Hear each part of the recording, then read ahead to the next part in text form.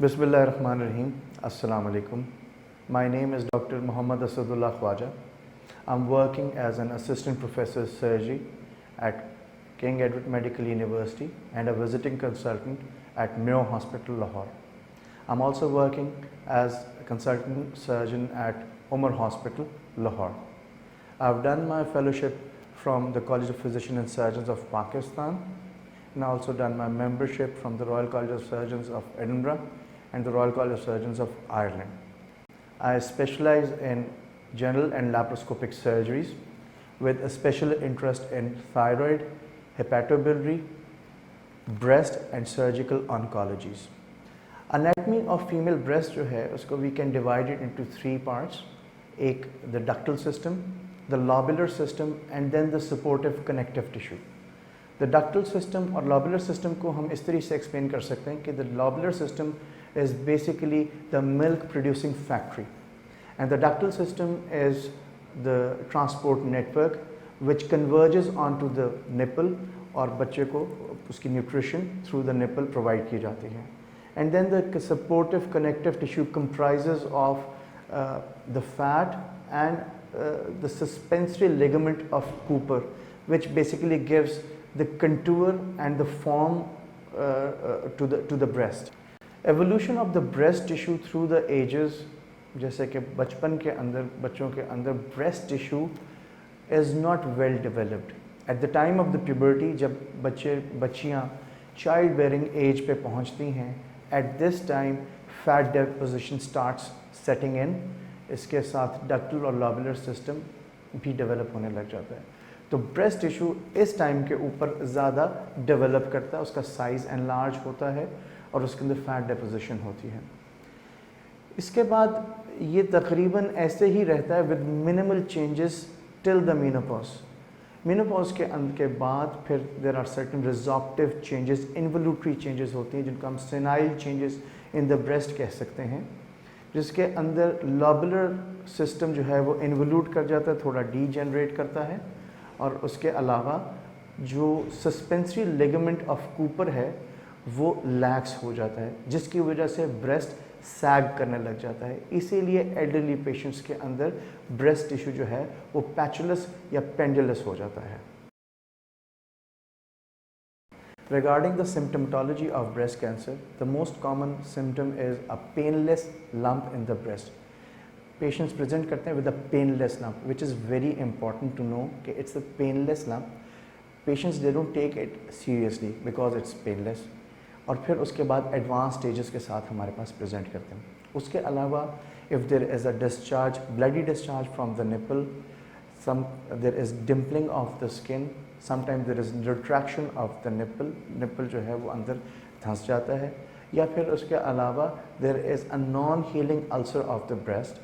एक ज़ख़म बन जाता है स्किन के ऊपर जिसको आप कह लें कि रिश्ता हुआ ज़ख़म होता है, नासूर, जिससे कभी ब्लड और कभी पस आता है. Sometimes patient present with pus in the breast and sometimes they present with diffuse involvement of the breast. Breast cancer का diagnosis जो है involves a multidisciplinary approach जिसके अंदर surgeons, radiologist और pathologist तीनों involved होते हैं. Surgeon जो है वो clinical assessment करता है और एक index of suspicion generate करता है, जिसके बाद the patient is referred to the radiologist. Radiologist इसको इन्वेस्टिगेट करता है with a mammogram. Mammogram is just like an X-ray of the breast और उसके अंदर we have basically categorised according to the severity. BI-RADS categorisation होती है from 1 to 6 and the patient is being categorised accordingly. उसके बाद the patient is referred to the pathologist. The patient उसकी histopathology report जो है वो पैथोलॉजिस्ट दे के उसको रिपोर्ट करते हैं और इसको हम बेसिकली ट्रिपल असेसमेंट कहते हैं. स्टेजिंग ऑफ ब्रेस्ट कैंसर जो है American joint committee for cancer AJCC की गाइडलाइंस के मुताबिक TNM स्टेजिंग है, which is based on the size of the tumour, the lymph nodes and the metastasis. आम फहम में हम इसको इस तरीके से कर सकते हैं कि इसकी 4 स्टेजेस होती हैं, starting from stage 1 to stage 4. Stage 1 जो है, if the size of the tumour is less than 2 centimeter, it is stage 1. If the size of the tumor goes beyond 2 centimeter, it enters into stage 2.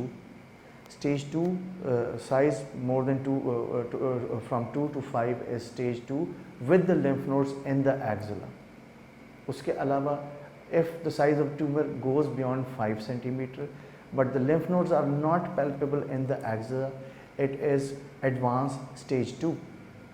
लेकिन once if the size is more than 5 centimeter and the lymph nodes are palpable in the axilla, it is stage 3. अगर बड़े बड़े lumps are palpable in the axilla, again it is stage 3. If it involves the overlying skin या chest wall को tumor involve कर ले, this is advanced stage 3 which is stage 3B.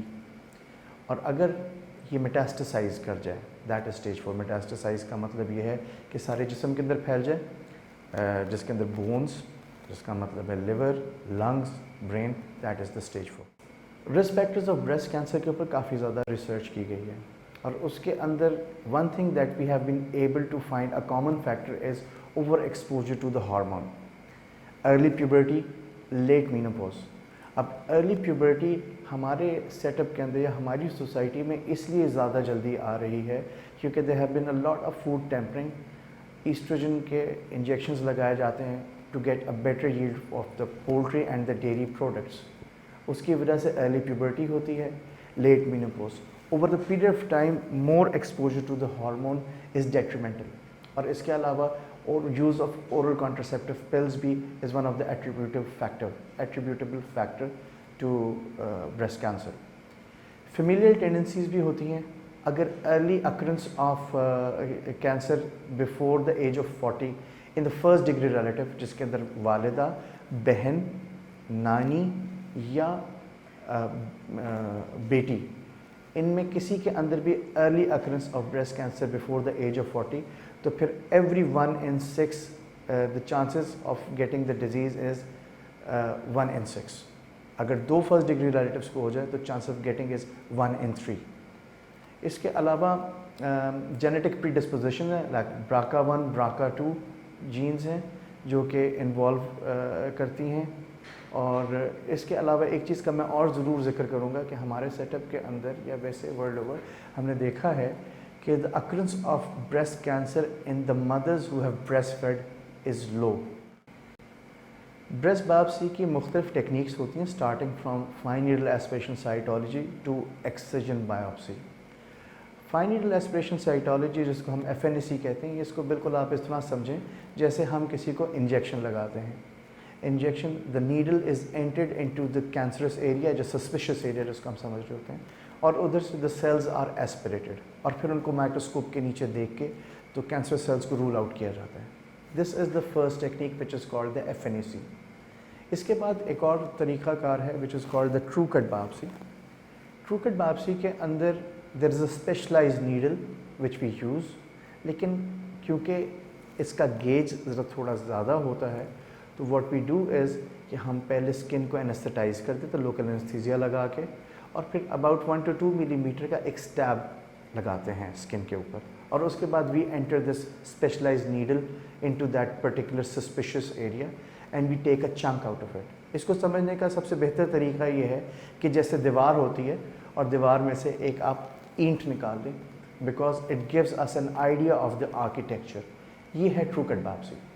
इसके बाद अगर फिर भी आपको सही क्लियर कट पिक्चर ना आ रही हो तो then we resort to an option which is called excision biopsy. छोटा लंप है, it can be excised under general anaesthesia, और फिर उसकी हिस्टोपैथोलॉजी रिपोर्ट के ऊपर हम further plan of action decide कर सकते हैं. और चौथी चीज़ ये है कि अगर लंप बड़ा है तो हम उसके अंदर से एक छोटा सा चंक सर्जिकली रिमूव करके तो हिस्टोपैथोलॉजी के ज़रिए उसकी रिपोर्ट हासिल कर लेते हैं.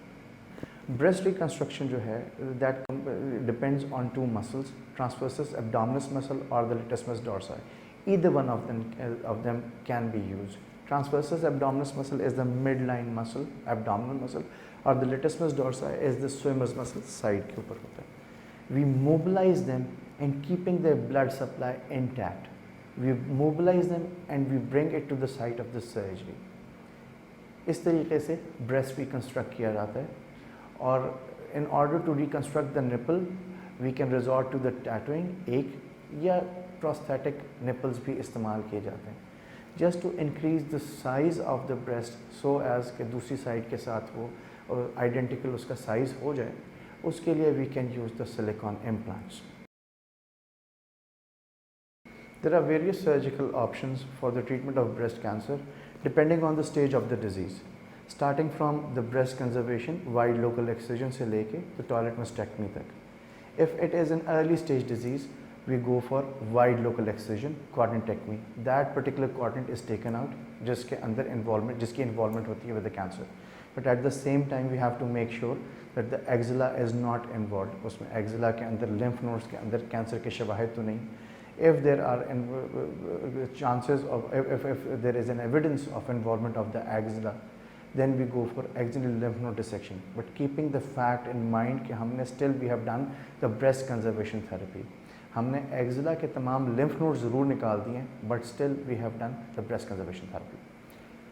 If it is an advanced disease, if it is stage 3 disease which cannot be downgraded by chemotherapy to stage 2B, तो फिर in that case we do modified radical mastectomy. Modified radical mastectomy involves removal of the breast tissue and at the same time axillary lymph nodes, they are completely taken out. If it is a stage 4 disease and it's a grossly metastatic disease, इसके अंदर we resort to the toilet mastectomy. We don't go into the axilla. All we do is we remove the breast tissue and then we refer it to the oncologist for further chemo and radiotherapy. Breast cancer is one of the most leading causes of cancer-related deaths in the female world over. इसका treatment improve ज़रूर हुआ जिसकी वजह से cancer related deaths कम ज़रूर हुई हैं, लेकिन अकरेंस या incidence is still on the rise. But the good thing is कि एक तो बहुत सारी मोडालिटीज़ इसमें इन्वॉल्व होगी, जिसके अंदर surgery is the pivotal role, उसके अलावा chemotherapy, radiotherapy, immunotherapy and then the hormonal therapy होती है. लेकिन इसकी एक और जो ज़बरदस्त बात है वो ये कि इसकी स्क्रीनिंग प्रोग्राम्स हैं, जिसके अंदर हमें अवेयरनेस जो क्रिएट करनी है अपनी सोसाइटी में, वो ख़वातीन के अंदर एक तो सेल्फ ब्रेस्ट एग्ज़ामिनेशन करने की आदत होनी चाहिए. उन्हें पता होना चाहिए कि कोई भी गिल्टी या जो लंप है it should be taken seriously and should be evaluated. Number 1. Number 2, screening के अंदर after the age of 40 mammogram कराए जाते हैं. ओरल कॉन्ट्रासेप्टिव पिल्स इस्तेमाल करने से पहले अपने फिजिशियन को कॉन्फिडेंस में लिया जाए, उनको लूप में होना चाहिए. नंबर 1. और इसके अलावा ब्रेस्ट फीडिंग, मैंने जैसे पहले भी जिक्र किया था कि breast feeding is one of the protective measures, क्योंकि incidence of breast cancer in the mothers who have breast fed is very low.